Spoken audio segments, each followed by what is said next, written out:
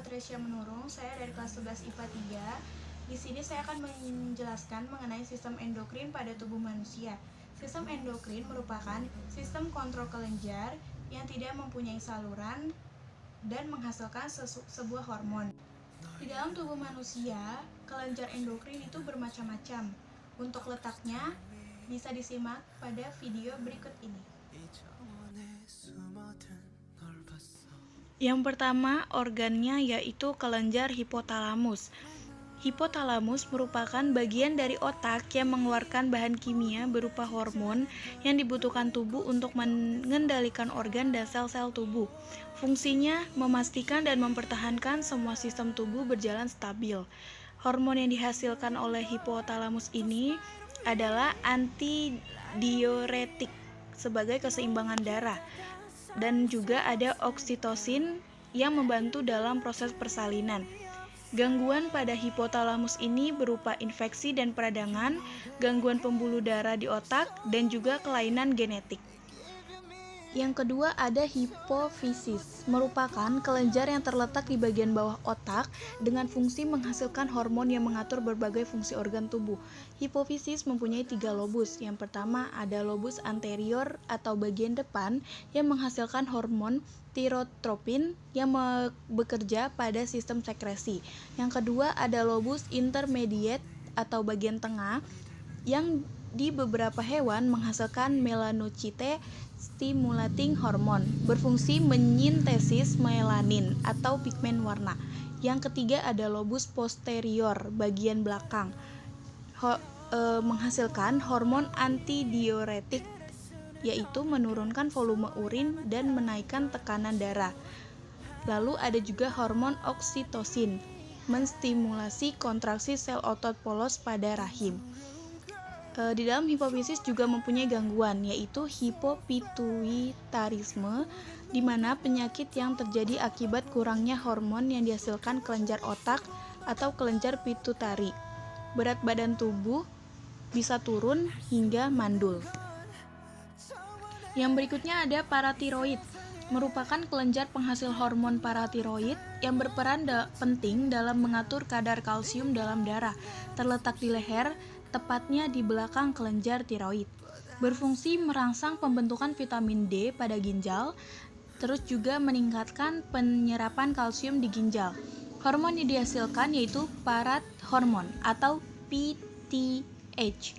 Gangguan pada paratiroid adalah hiperparatiroidisme, di mana kadar hormon paratiroid dalam darah terlalu tinggi sehingga berakibat tulang rapuh dan terjadi pembentukan batu ginjal.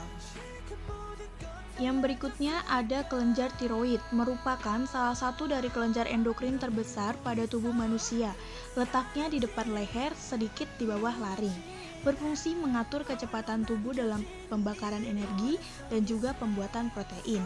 Tiroid mempunyai 2 lobus, di kiri dan di kanan trakea. Hormon yang dihasilkan ada tiroksin dan juga triodotironin, di mana mengatur metabolisme, pertumbuhan, dan juga perkembangan.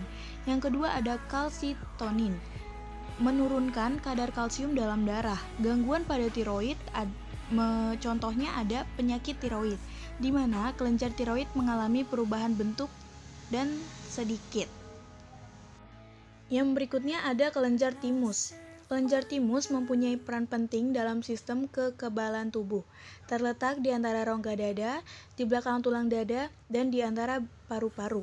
Memiliki fungsi memproduksi sel darah putih, limfosit T atau sel T, bagian dari sistem kekebalan tubuh untuk melawan sel kanker dan mikroorganisme. Gangguan atau penyakit pada kelenjar timus ini yaitu kanker atau dikenal dengan thymoma.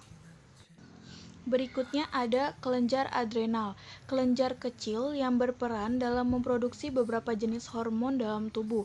Letaknya di atas ginjal, terdiri dari 2 bagian yaitu korteks adrenal, menghasilkan hormon mineralocorticoid, di mana menyerap Na dari darah. Yang kedua ada androgen, bersama hormon reproduksi untuk menentukan sifat kelamin sekunder pria seperti jakun, kumis, dan lain-lain. Yang kedua ada medula adrenal, menghasilkan hormon adrenalin fungsinya untuk mempercepat kerja jantung dan juga menaikkan gula darah.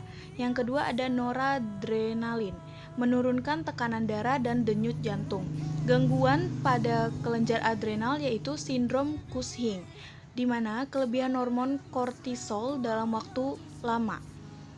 Yang kedua ada penyakit Addison, kelenjar adrenal mengalami kerusakan.